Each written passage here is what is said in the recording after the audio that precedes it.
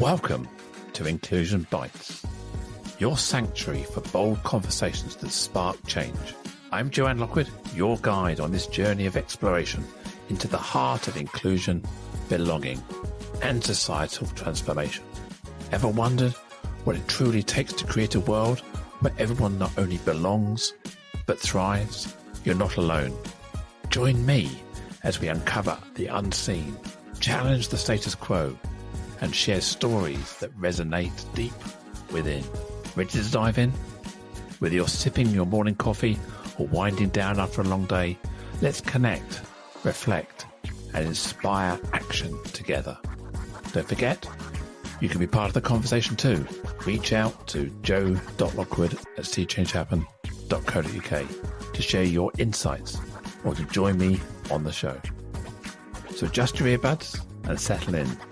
It's time to ignite the spark of inclusion with Inclusion Bites. Today is episode 183 with the title Fowls and the Fowls. And I have the absolute honour and privilege to welcome Stephen Jasper. Stephen is a jet lag consultant and chrono-diversity advocate who reshapes how we view time, productivity, and work-based inclusion. When I asked Stephen to describe his superpower, he said it is providing simple interventions that help people manage not only their jet lag, but their working lives and productivity.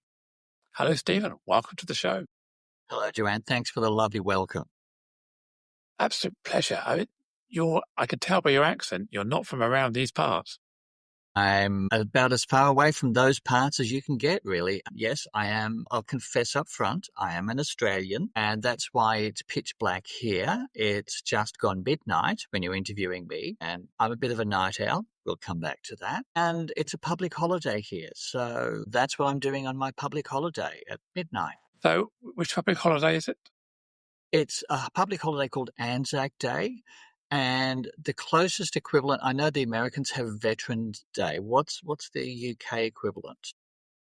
Armistice, Remembrance Sunday, Armistice, that kind of thing, or Victory in Europe, VE Day, those sort of things.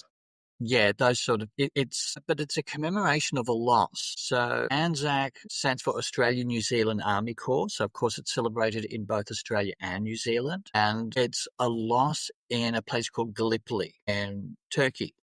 So 10 years ago, they had their 100th anniversary and it was a very big and emotional deal.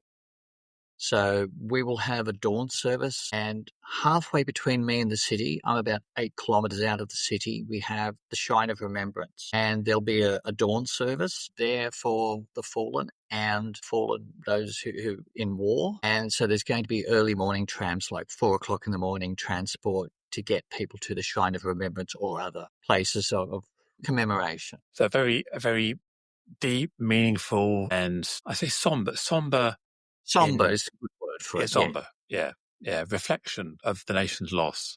Yeah, and remembrance, and also gratitude to those who fought for our nation. Yeah, it's. I don't know if you have the same expression in Australia. But, we would say, "Lest we forget." It's always very important. Much have that. Yeah, very much have that phrase here, and we have the torch that gets lit.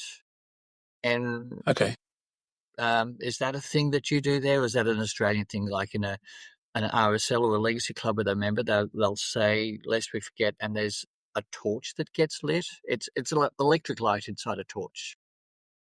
I don't know that particular tradition. We will probably have a lone bugler trumpeting out the last post. Yes, we have that. But we have the torch as well. So I'm not aware of the torch, so it's possible. We would lay holly wreaths at the cenotaph, or we would lay wreaths of holly. That's more of a First World War remembrance as well. Right, yes. And also rosemary sprigs. Is that a thing for you? I don't think we're big on rosemary sprigs in the UK, but it's for remembrance. It's not to garnish your lamb roast. We have rosemary, but no, we would use poppies. Poppies are kind of our remembrance symbol. We use poppies as well, but they tend to be fake, because I don't know that there's a lot of poppies. They certainly don't grow wild here. I have seen poppies in the botanic gardens near me, but they don't Hopefully grow they're biodegradable these days. They used to be paper and plastic. hopefully they're better now. Wow. We just had a quick cultural lesson. So thank you for that, Stephen. It was fascinating. I don't know if it's linked at all, but you are a jet lag expert and chrono-diversity. You could talk a bit about chrono-diversity. Is the fact you're in Australia contributing factor to the fact you're an expert in jet lag? Absolutely. Absolutely. Australia is the best place in the world to research jet lag. And if you've ever flown here, you'll understand why. And I'll explain how I got into it, because how did this guy become a jet lag expert? So I started off life as a pharmacist, and I was happy as a compounding pharmacist, working in the hospital system. So I'm one of those people that actually knows how to work a mortar and pestle. I can drive those things. And after about 10 years in the hospital system, and you get burnout. I hear stories about, the nurses, especially during the pandemic, how exhausting it was. And I felt for them because I'd been, in that and not in the pandemic. And I moved into the pharmaceutical industry, which is a fairly logical progression. And I had a number of roles, and I fell into a role where I did a lot of travel. And there was no expectation that I travel. When I went for the job, either from the people hiring me or me myself, there was no expectation of travel. And I had a boss, and he said, "I'm sick of travel, you do it." So I did it. And so I became one of the small number of Australians that does crazy travel. Could I fly to America for a week and stop by London for a couple of days on my way home? That was normal. And I think my craziest travel, the one that really changed my life, was a 3-day trip to Buenos Aires. And if you know anything, it's 11 time zones. The jet lag between here and South America is insane. It's about as bad as you can possibly get. And it was 4 flights going there from Melbourne to Sydney to Auckland to Santiago to Buenos Aires. Worked for 2 days, had a day off at the end of it, and did it all in reverse. So that was my craziest escapade. And so I had an interest because I get shocking jet lag. If I don't treat it, my jet lag is absolutely shocking, as I discovered on my first overseas trip. And the thing that saved me, and I didn't know it at the time, but I know now, on the first day, the people I was training said, "Hey, we're going to lunch. We could drive you, but it's only a kilometre away. Do you want to go for a walk?" "Oh, I'd love to go for a walk and have see the streets of Buenos Aires. That's not something you see every day." And it was sunny. It was winter, but it was sunny. And that sunlight absolutely saved me. So sunlight is a key thing. And so I did an MBA after that job, and I wanted to do project management. Looked around, nothing interesting came up. I was being offered pretty much the same sort of roles that I'd done. So I thought, stuff it, I'll do a PhD, as you do. And I was hunting around for things, and my supervisor and research manager were all saying, "No, that's rubbish, don't do that." And then I mentioned the whole jet lag and explained the story, and they said, "Yes, absolutely, this is what you should research." And I did it, and that's how I became the jet lag guy. So yes, I have a PhD in jet lag. So Wow. international management. So it was a series of so many left turns. That's a spiral. I'm just thinking there must be a whole collective of jet lag PhD experts of one. Yeah. And also, I mean, there's lots of scientists that do circadian rhythm stuff, and that's great. We need more of that, and I cite them. But in terms of international management, now bearing in mind, I was doing it through what was then the College of Business and Law. So people were writing about finance, economics, they're big on blockchain, and of course all the various types of law. And I came across fairly late in my PhD a study where they injected hamsters with Viagra for jet lag. And I had worked with Viagra in the clinical trials back in 97. I actually, was up close and personal, with 2,000 bottles of Viagra when it was still being researched. And so I dedicated a paragraph for my PhD to that statement, and it's all done academically. I think I lay claim to being the only person in that college to ever have written a paragraph about Viagra being injected into hamsters for jet lag. So yeah, that's I think that's my a mind's unique. blowing here, thinking what other side effects did the hamster exhibit with Viagra in them? Well, Well, that's the funny thing. I mean, going back to, like I said, I worked with Viagra. It started off as a heart drug. It opens blood vessels. Surprise, surprise, it opens some other blood vessels. And one of the nurses in the very early stage, like first time in humans trials, asked the patient, "Did you notice anything?" "Well, actually, nurse, I noticed." And da da da da da. And interestingly, that same drug, I'm digressing here. That's I okay. do. No, it's fascinating. Fascinating. Is used in a serious cardiovascular condition called pulmonary arterial hypertension, and it's fatal. It strokes mostly young women. It's a horrible disease, but the active drug sildenafil is used in that application to open up blood vessels and alleviate that. So it is still used as a cardiovascular drug, but it gets a lot more use with other uses. Yes, yes. And it's also now useful for jet lag, but only in the eastbound direction. That's the other weird thing. That was my next question. In my earlier career, I used to work for a private bank, and they had offices in Hong Kong, Singapore, and LA, San Diego, New York, Miami, East and West, and Uruguay and Bahamas and Cayman, other lovely places. So I used to fly regularly east, west, up, down, across Europe and further afield. And I was aware that there was a different experience of east-west travel to west-east travel. So what's the Okay. For most people, and I'm going to put a red underline, yellow highlight, this is the chrono-diversity kicking in. For most people, east is a beast and west is best.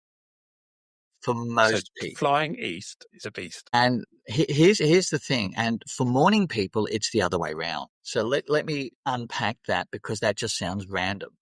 So when you fly west, say if you're in London, if you fly to Los Angeles, the day seems to stretch out, whether it's a long night or a long day, but your day seems to stretch out. It seems to last longer than 24 hours. So what you do is you stay up late and you have a sleep in.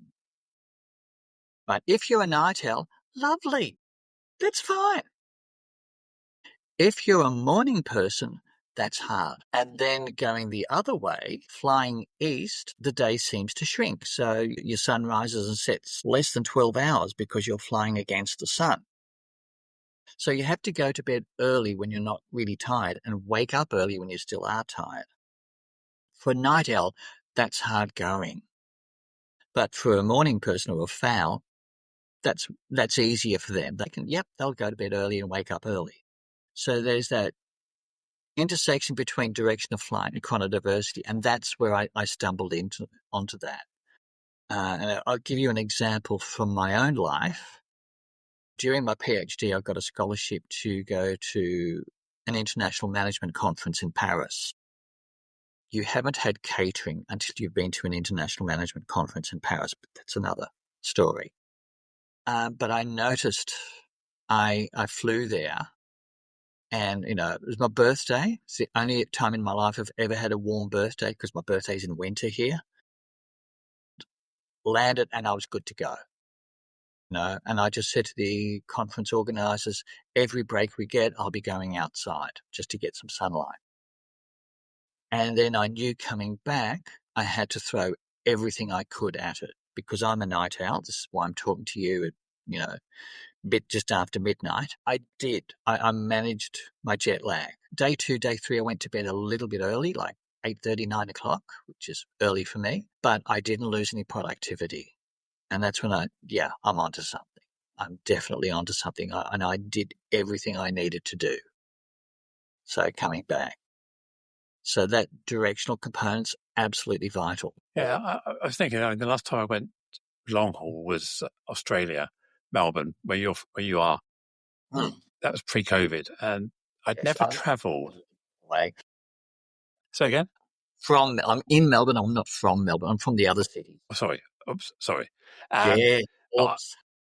The most I'd ever flown before, I think, in terms of time, was Singapore, Thailand, those sort of bit, Hong Kong, and they tend to be about 13 hours from the UK.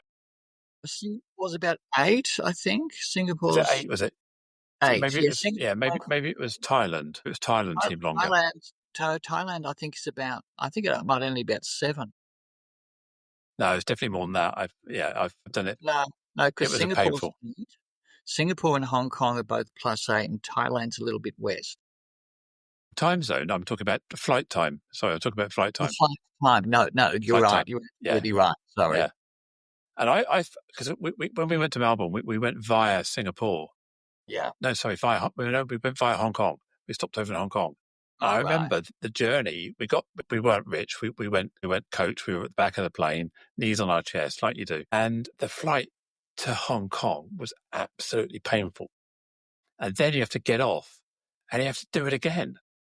So you do 13 hours, have a couple of hours break, and then you've got to do another 8. It was that second 8 that really. Yeah, So again, it's not quite as far from here to Hong Kong as it is from London, but it's still a long way. it's a long way, yeah. And so the jet lag was one thing, because you talked about the fact that you're flying into the sun or flying away from the sun.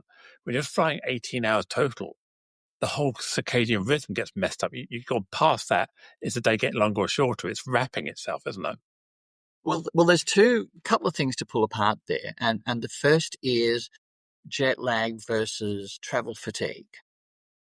Right. And an example I would give to you, say you want to fly to Cape Town in South Africa, but you can't get a direct flight. So you've got to do a couple of, you've got the long flight to Johannesburg, then you're going to hang around Johannesburg airport, then you get another flight to Cape Town, and then you get in a taxi and you get to your hotel, right? And of course, there's the getting to the airport in London at your end.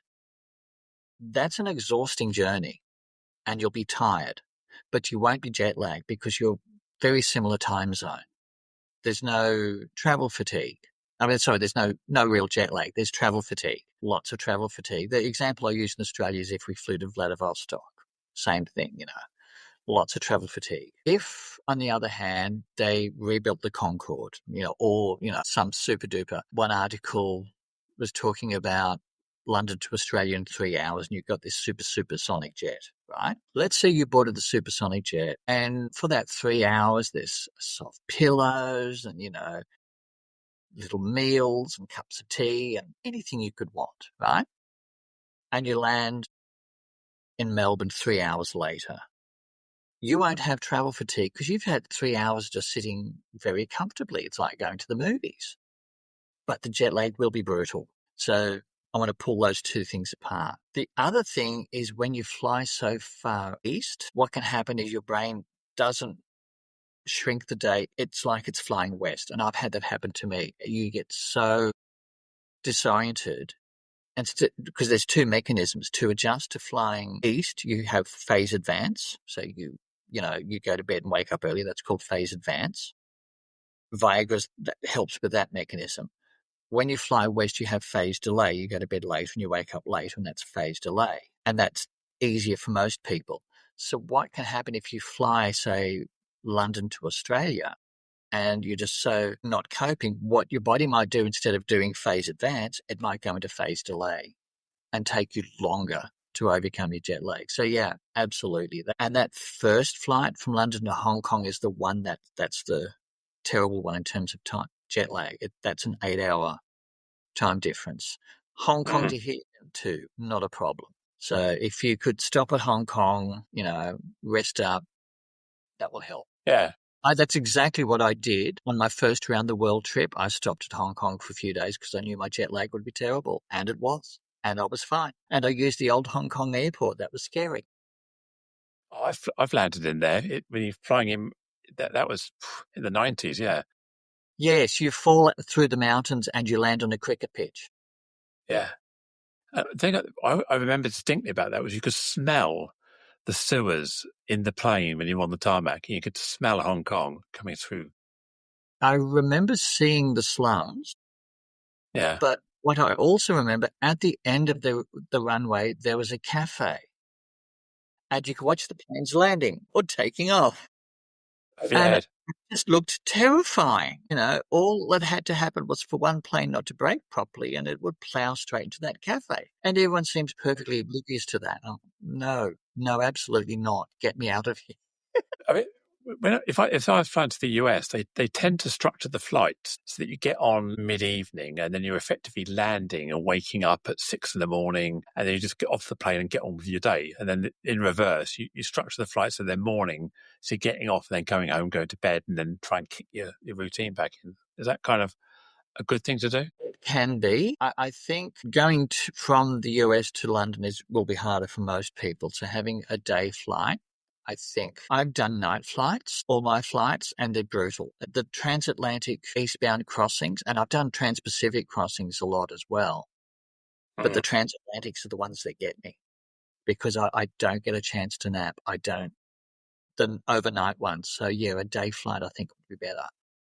The overnight ones, I'd be lucky to sleep for 2 hours on a transatlantic flight. And if you do it in the height of summer, you've got sunlight most of the way anyway. There's not much night when you're flying that far north. When I was flying a lot, let's say back in the 90s, I used to do a lot of short haul. Let's say it was from London to Zurich. I guess that's short haul, 2.5, 3 hours or whatever it was. We had domestic flights than that here. Yeah, I got so used to it that I could literally fall asleep before takeoff, and I would land. As we landed, I would jolt and wake up as we hit the tarmac at the other end, and I'd probably let out an expletive out of my mouth, go, "What's that just happened?" sort of thing, because I was mid-deep sleep. Everyone around me is going, "What the hell is this going on?" But no, I found it very easy to fall asleep on those short hauls. And my technique for long haul is get on there and pick about 4 movies. And the movie that I'm not that fussed about is always the third or fourth one, because I know by the time I've watched the first 2 that my brain is now getting to the tiresome stage. Then I found myself forcing myself to stay awake for the third, and generally I miss most of it. It's a bit like going for an operation. They inject you and say count back from 10. You never get past 2. I never get past the third movie, sort of thing. So it's a good technique that I've learned over the years. Now, I'm one of those strange people. They call it raw dogging, which sounds positively obscene. It's not. I just like to watch the flight map. And I don't really want to watch movie. I don't want to have headphones in. I just want to see my flight map. And I think we are relatively rare in the population in that we fall asleep on planes. I know, I get the white noise and there's light vibration and bang, I'm out. But I know most people can't sleep on planes, and they complain they can't sleep on planes, and I can't stay awake on the things, So. Yeah, I put a lot of weight on over COVID and other things, and I flew to San Francisco.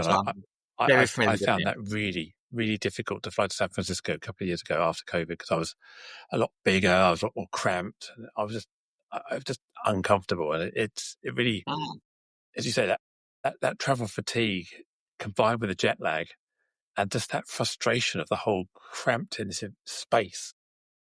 It's painful, isn't it? And the airlines know that that's the problem, and they charge you premium to book a bigger seat or to pick your aisle. And it's like, you trap me in the middle aisle, or you trap me by the window with a family next to me. It's hell, isn't it? Well, I hate the middle seats. I really don't like the big planes. I'm happier on, not the tiny ones, but, medium-sized planes where I like being next to the window. But, yeah, I think the flight from Raleigh-Durham to London, I was near a whole lot of families with small children. So that was an overnight flight from Raleigh-Durham International to London. So what's the recovery time? I get you have the jet lag, and I appreciate everyone's different. But how the body's natural recovery, what is the kind of process it goes through? The rule of thumb is about a day per hour crossed. That's the rule of thumb. Bearing in mind a few things. First of all, that it's easy to recover from west than east for most people. So, like I said, when I went to Paris, I just got off the plane, I'm good to go. Off we go. And when I went back, I managed to telescope it. I interviewed someone for my podcast, so it's wonderful doing a podcast. No, I don't have to press any buttons here. You can do that. And he investigated Canadian speed skaters. He's based in Montreal, and they looked at speed skaters and they recovered much more quickly than they anticipated. So I think the state of health is important. And of course, these speed skaters are in peak condition. They have to be. They're speed skaters. So, but the rule of thumb is a day for every hour across. So if you're crossing 10 time zones, which you do from here to London, give yourself 10 days. But I think it could be less. And I think there's lots of things you can do to manage that. So if I'm spending 10 days in Melbourne, it's going to take me 10 days when I'm in Melbourne to recover from the 10 days I'm in Melbourne. And then I ping back again. Is that 10 days plus 10 days? That's 20 days of recovery, or does the reverse offset it? No? Yeah. Well, there are an airline crew typically do this, and this is why they don't want you to open the windows, by the way. The blinds, obviously not open the windows, but open the blinds. No, they don't want you to open the, sorry, not open the window. Yeah, don't open the windows. Don't open the blinds. They don't want you to open the blinds. It's not for your convenience, it's for theirs. Because let's say you've got British Airways and they've got a crew based in London. They want to stay on London time because let's say they do a flight to Bangkok. They'll touch down, they'll have a nice set, and then they'll be back on the plane the next day to come back to London. They want to stay on London time. They don't want to be adjusting, and they don't want the sunlight in Bangkok when it's still nighttime in London to interfere with their circadian rhythm. But if you're a traveller, you want that blind open so you can get that Bangkok sunlight so your body adjusts, yes, it's daytime. Yeah, I never thought about the cabin crew, the wanting to keep their time clock, because if they're completely isolated from the external world and they stay on London time in their mind and in their shift pattern, then they're not affected at all, are they? They just carry on living London time. That's it. And that's what people do. There was one case where someone flew around the world. I think it was for Qantas. And, he just stayed on planes and flew around the world, but he stayed on Sydney time. And so he didn't get jet lag because he stayed on Sydney time. He just ignored what was happening outside. But again, go back to the night when I used to fly. This was way before internet and smartphones. I think I did have an old Nokia 2110 phone that had global roaming or something, so I could roam. But I tried to leave my watch. The old days we had a watch that you had to adjust manually. I tried to leave that on home time, and then in my mind just translate what time I am. So I was always thinking about what time I was at home, and then add 5, add 6, take away 10, whatever it was.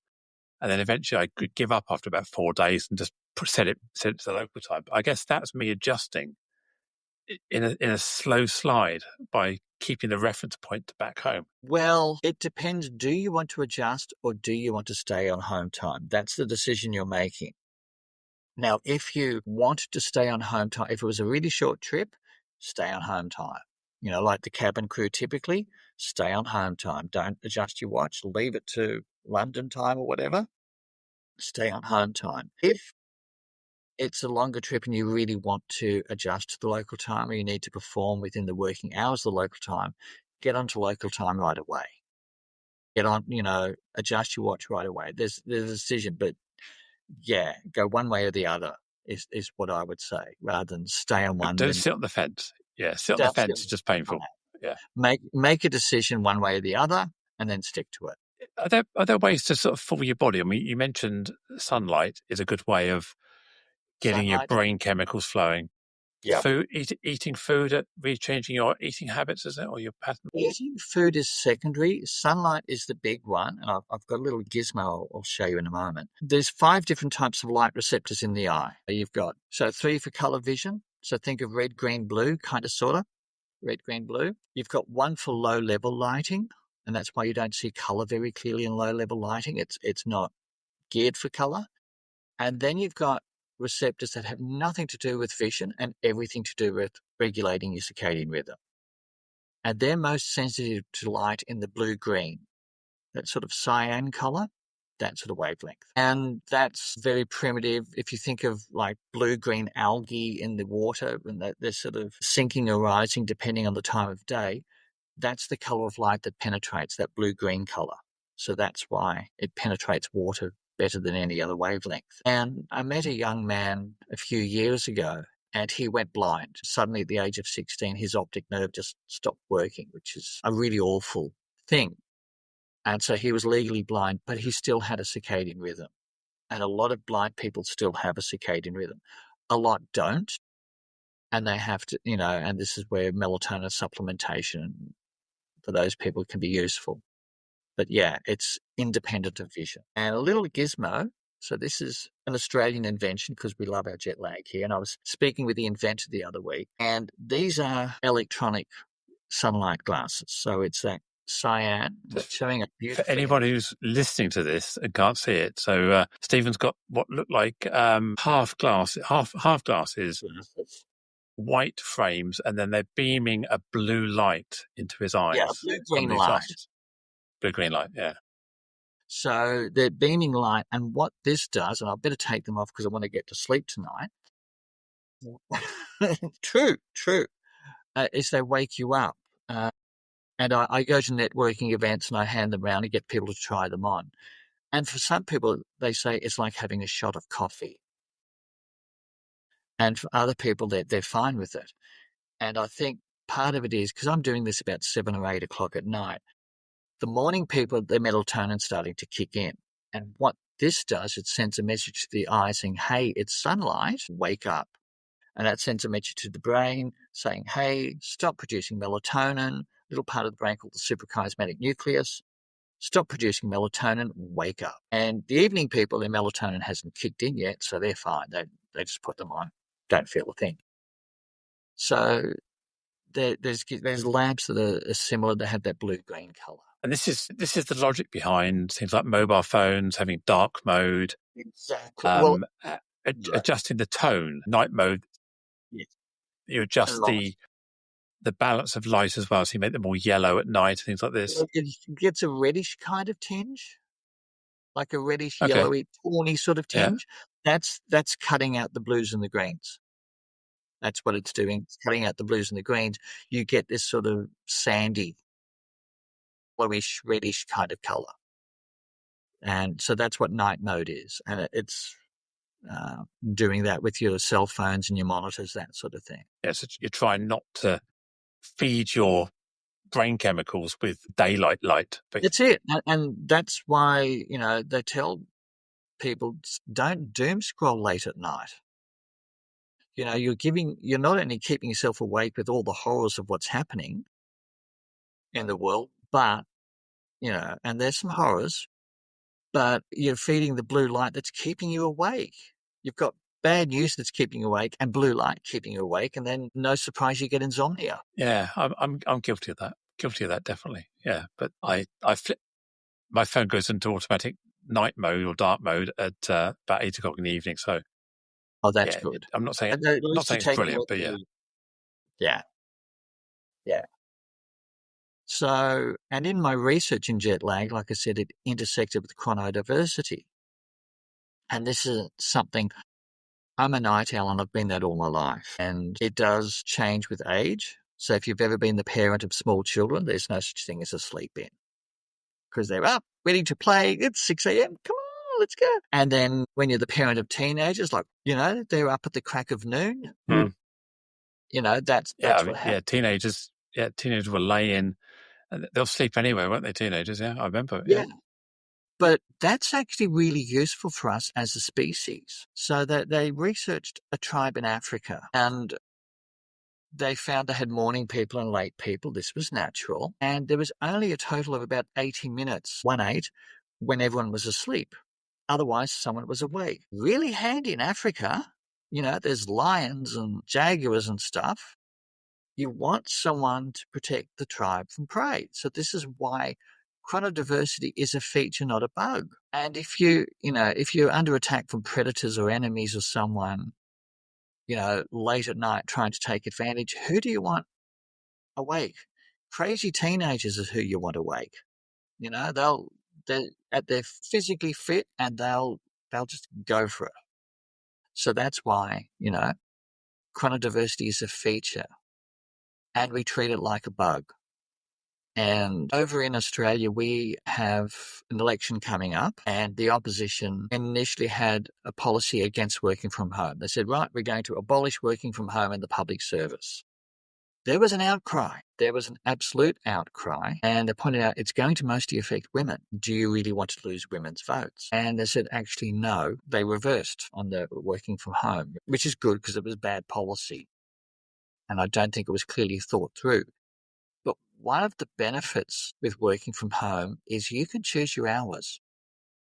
For most people, you can choose your hours. And I had a positive experience some years ago because I always struggled to be in the office at 9. That's just, I've got to get up, getting on crowded commuter transit, it's just awful.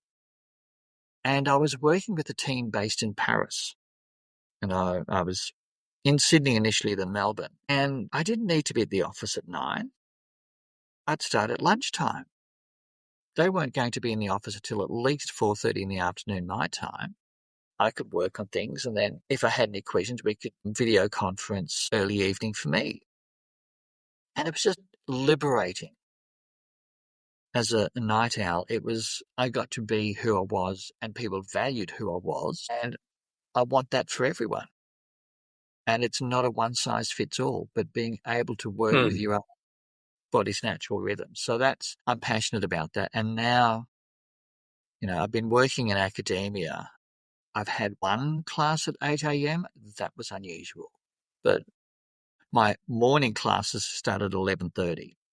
So technically morning classes. Yeah, it's interesting what you say there about how over the course of our life, our chrono-diversity, our internal chrono-diversity modifies. I remember being, I suppose, in my early 20s, I was very much, everyone accused me of burning the candle at both ends. I was getting up early and working late. I was in IT, so I ended up working on systems all night, getting locked into something. And then I had a job where I had to travel for 2 hours. I got in the car. I woke up every day at 5 o'clock in the morning. I was in the car. I got into my office at 10 to 8 or something like this, beat all the traffic. It meant I got a clear run. Then in the evening, I hung on until the traffic had passed. I got home at 8:30, 9 o'clock in the evening, have my tea, and I'd probably still do something. And then I'd go to bed about midnight. I'd be up again at 5. And I behaved and performed like that for 5, 6, 7 years. And all of a sudden, I stopped doing that very early morning. I didn't need to. And I found my ability to start early disappear completely. And then my job changed again. And I wasn't working all night. I wasn't staying up all night.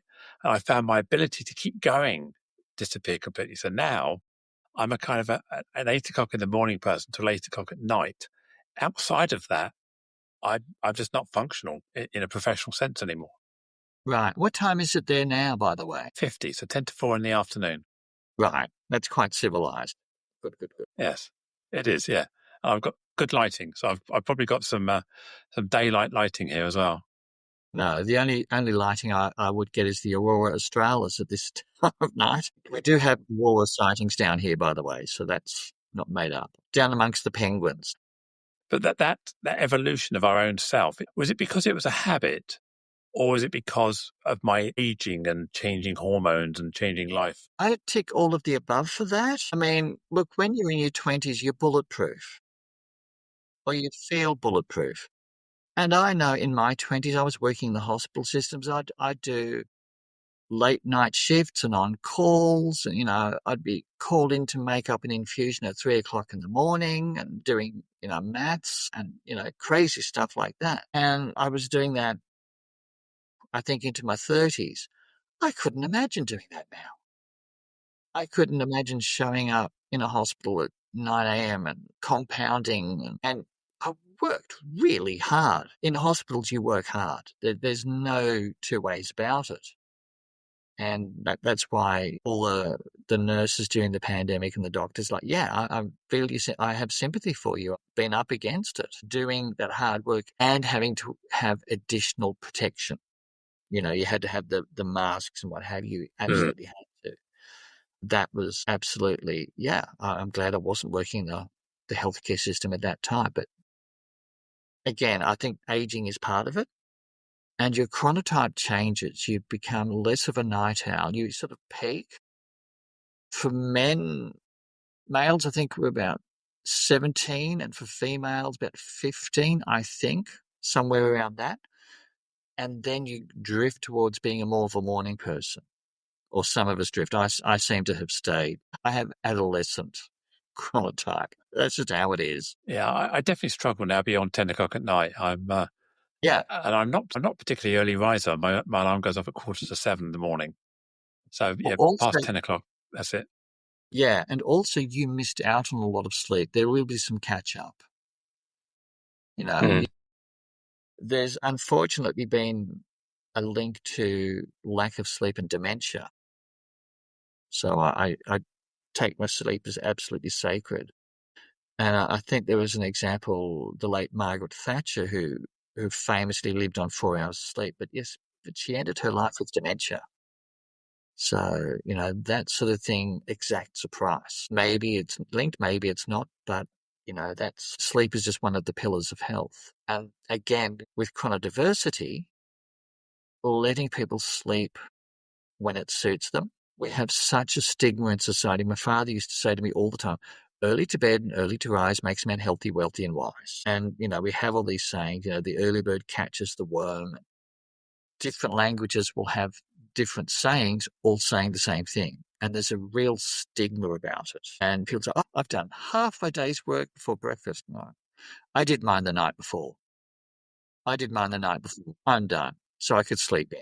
I've seen that kind of bias exhibit itself in the workplace myself, where because I was an early and a later, I'd be in there sort of 8 o'clock, and I'd see people coming in. Some people would drift in 9:30 or whatever it is, and they would be sort of saying to people, "Oh, you're leaving already? It's only 5 o'clock. The night shift's already here," sort of thing. There's this perception that you don't see the habit of the other people. You think they're slacking because you only see what you see. That overlapping period is probably a third of your working day. So you think you've done a third more than they have because they've come in later, but really they're staying on. So yeah, there is a bias there.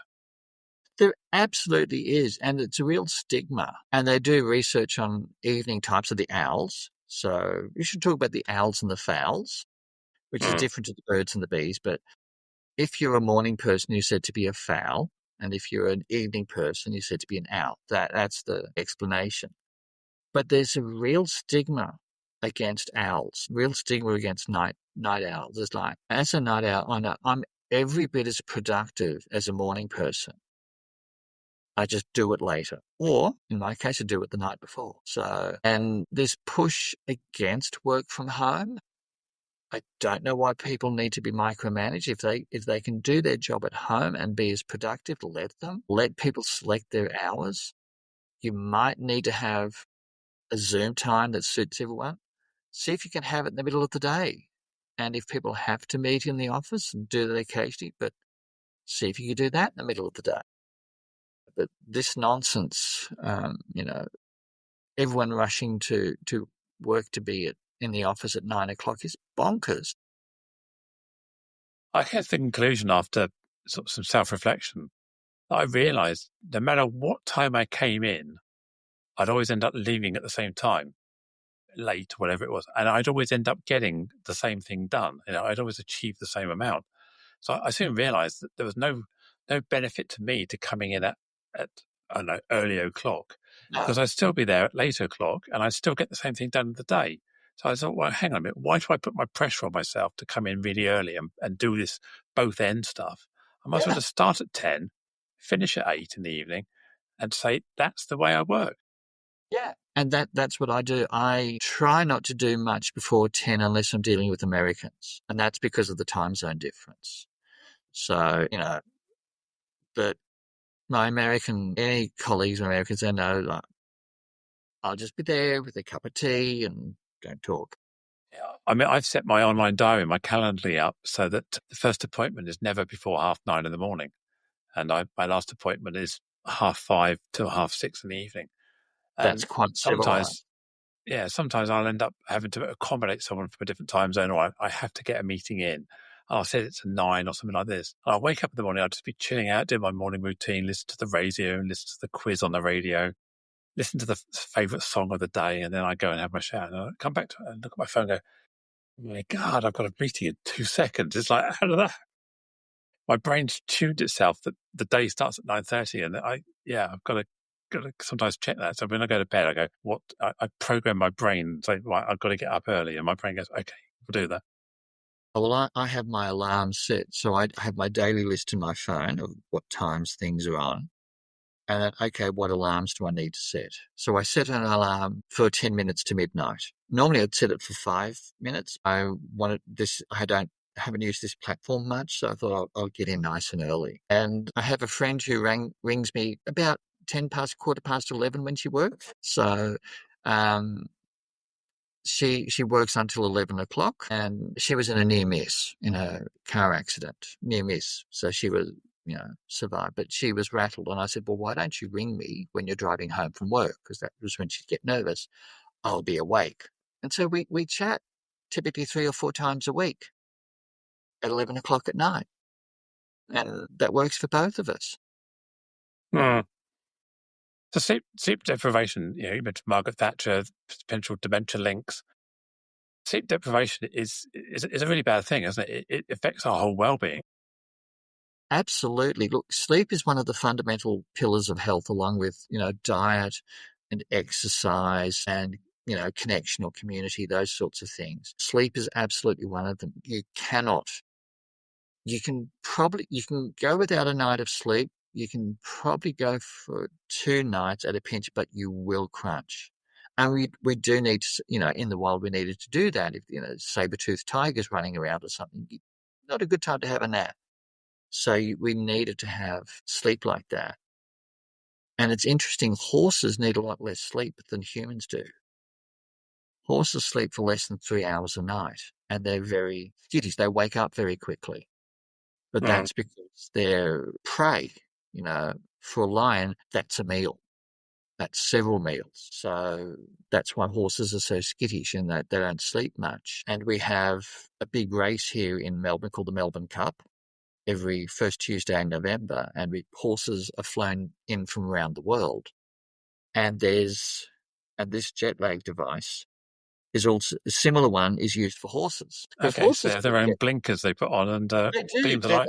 They've got these blue light blinkers that it's a different shape because it's a horse face. And there's a company that researches it, and there's an academic, Barbara Murphy, who's dedicated her life to horse jet lag. She's at Kentucky, which is near the Kentucky Derby, so that makes sense. But yeah, horse jet lag was her thing. So we've got probably the only PhD jet lag expert on the call right now. We're chatting to you, and then we've got a unique person who's a horse jet lag expert somewhere in Kentucky in the States.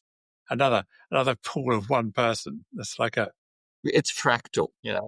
We're going sort of jet lag in horses. So yeah. And somewhere out there's probably jet lag in dolphins, jet lag in sheep or something. Don't know. Sleep deprivation. Certainly, they do look at jet lag in animals because but jet lag goes right down even to plants. Because plants have a circadian rhythm. That's when it was discovered. It was a mimosa plant that was put in a cupboard, and it opened and closed its petals at the same time as it would have normally out in the fields. Yeah, I'm certainly aware. I suppose I've pulled 36-hour on the bounce sometimes. In my IT days, getting up at normal time, all the systems crash. You're there all night, and then you get to about 4 o'clock in the morning. You think, well, there's no point in stopping now. We might as well just carry on. And you're there. Everyone walks in, and you're the heroes that got the system back up, and everyone gives you a round of applause.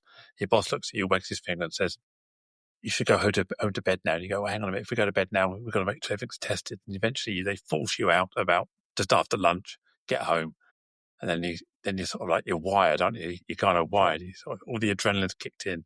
There's no way you can just drop to sleep. All of a sudden, crash. You say the adrenaline goes, poof, and you're out. And that's that same response, staying awake in case there's a saber-toothed tiger. It's that biology kicking in. You're wired. And it's really funny. When I was doing my PhD and I was in the interview phase, so I interviewed 28 people who were working in biotechnology sector about their jet lag. That was the first phase, and then I did a survey. And they kept coming up with the phrase running on adrenaline. Now, I had a checklist of questions. Adrenaline wasn't in there, but multiple people kept using the phrase running on adrenaline.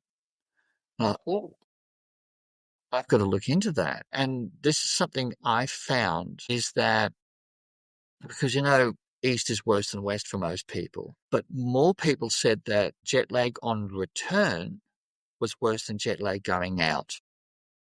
Because when they go out, they'll fly to America or the UK, they are running on adrenaline. They've got to do this and go here and go there and go to the conference and speak and right?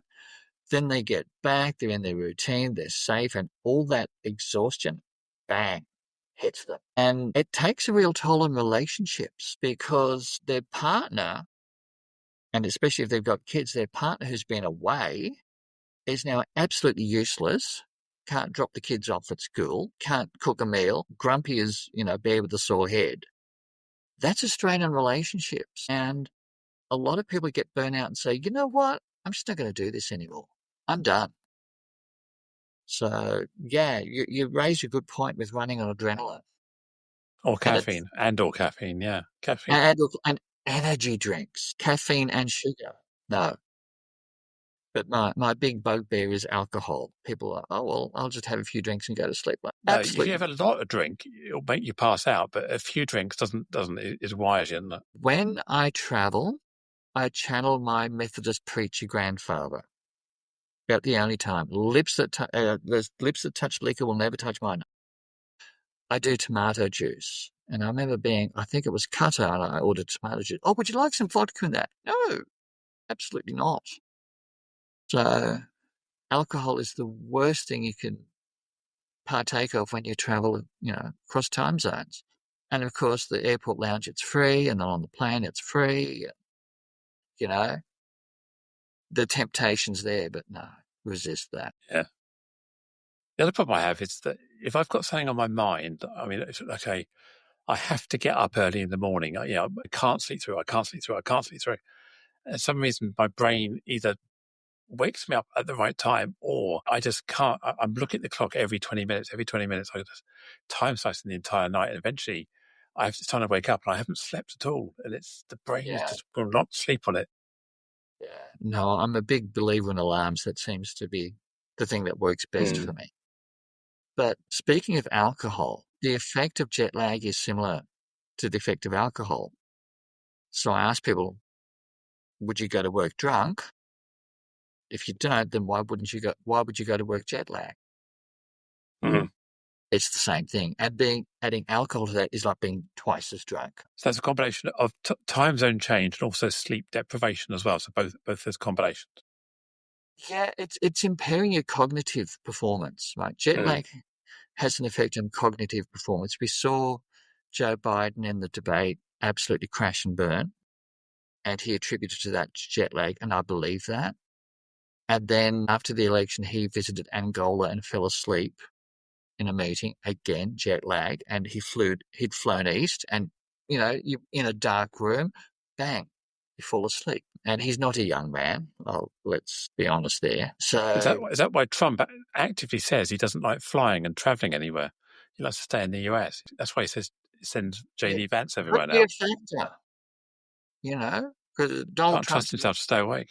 Not a young man either. And yes, the jet lag messes with you. He might go, you know what, just send JD out. And interestingly, JD's wife, Usha, traveled to Italy recently and cancelled a number of events there because of her jet lag. And again, that's flying east. And as we know, east is a beast. So we don't think of jet lag in the top echelons of politics, but yes, absolutely. Stephen, it's been absolutely fascinating to learn about owls and fowls, and east is the beast and west is best. Some brilliant takeaways there, and fascinating to see your flashy glasses. So if you're listening to this and you haven't got the video, track down a video somewhere and you can see the crazy glasses that Stephen was wearing there to shine that. So our viewers know what we're talking about. Yeah. There we go. Let me do a screen. Hold them there. Let me do a screen grab, and they can. I can maybe put that in the thumbnail on the image. So there we are. I think so. I'll I think this is the thumbnail. I'll put that as your thumbnail for the Please do. show. I think well, it's very flattering. Yeah, And I'll use that as the cover image. Glasses will be most appreciative. Yeah. So can people buy those on Amazon, or are they especially? They can buy them at my website, Buy for your website. www.jetlag.com. To say that again. www.jetlagguy.com.au. .au, Australia, of course. I couldn't get the .com on its own, so I've got the .au. So there is another jet lag guy somewhere then. Yeah, so that's the website. That's all about me. Brilliant. I've been working on that. Are you on LinkedIn and other platforms as well? Absolutely, on LinkedIn. Hit me up. I welcome pretty much everyone on LinkedIn. I'm receptive. So look for Dr. Stephen Jasper or the Jet Lag Guy. You'll see me. I post quite a bit on LinkedIn. I've also got a Blue Sky account because I don't use Twitter/X. No. And I have a YouTube channel, and I've got 2 podcasts about jet lag because one isn't enough. You've got an East one and a West one, have you? Well, what we've got is a chatty one. It's like this. It's a chat with me and another guy, Arthur Chan, and we just chat. It's called Whatever Happened to Baby Jet Lag. That was just the weirdest title. I thought, yeah, it's a memorable title. The other is a series where I interview thought leaders in this field. So I've got one coming up where I interview the inventor of these. So he talked about, and he had false starts in this because they needed light, and he thought, let's try amber light. Amber did absolutely nothing. So it's called Ending Jet Lag. So I've got one with who's written a cookbook for the circadian rhythm, so all that sort of thing. So, and I've also got some merch. I've got several books. So I've got a book called End Jet Lag, and it's written in user-friendly language. So, but there's a glossary for any technical terms. And I've got a children's book called Ben Flies to London. It's about little boy Ben living in Sydney who flies to London. And there's a companion colouring in book. So give some kids some pencils or crayon on a long flight. They're amused. It's a travel survival pack. Excellent. Stephen, thank you. Thank you very much, Joanne. As we bring this conversation to a close, I want to express my deepest gratitude to you, our listener, for lending your ear and heart to the cause of inclusion. If today's discussion struck a chord, consider subscribing to Inclusion Bites and become part of our ever-growing community, driving real change. Share this journey with friends, family and colleagues. Let's amplify the voices that matter. Got thoughts, stories, or a vision to share? I'm all ears. Reach out to joe.lockwood@seechangehappen.co.uk and let's make your voice heard. Until next time, this is Joanne Lockwood, signing off with a promise to return with more enriching narratives that challenge, inspire, and unite us all. Here's to fostering a more inclusive world, one episode at a time. Catch you on the next bite.